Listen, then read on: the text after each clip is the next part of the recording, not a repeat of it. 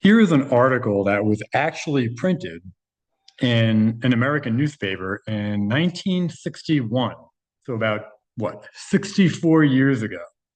There was still a little bit of truth in our media.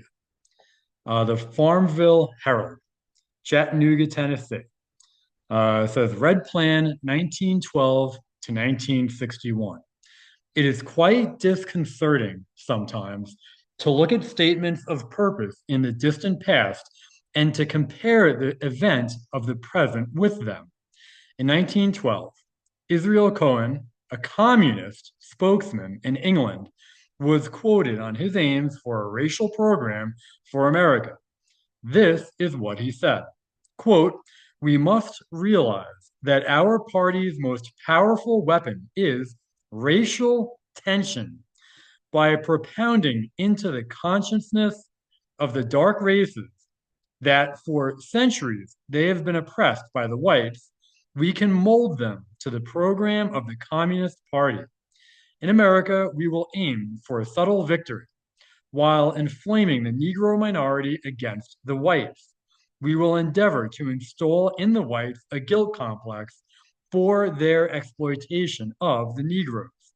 We will aid the Negroes to rise in prominence in every walk of life, in the profession, and in the world of sports and entertainment.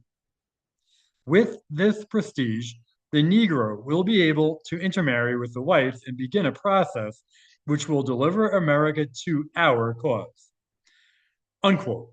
Now, let us look at current events. Now it's 60 years ago, and look at current events today, right? So supposedly 113 years after this Jew said that, look at where we are today and what they're doing to our nations, what they're allowing into our nations, how nobody thinks of race anymore.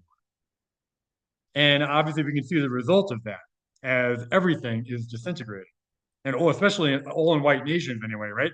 Because in the non-white nations, they're still racially aware and they remain separate, right? China for the Chinese, Japan for the Japanese, Africa for the Africanese, India for the Indians, but no white countries for white people. We're not allowed to have that.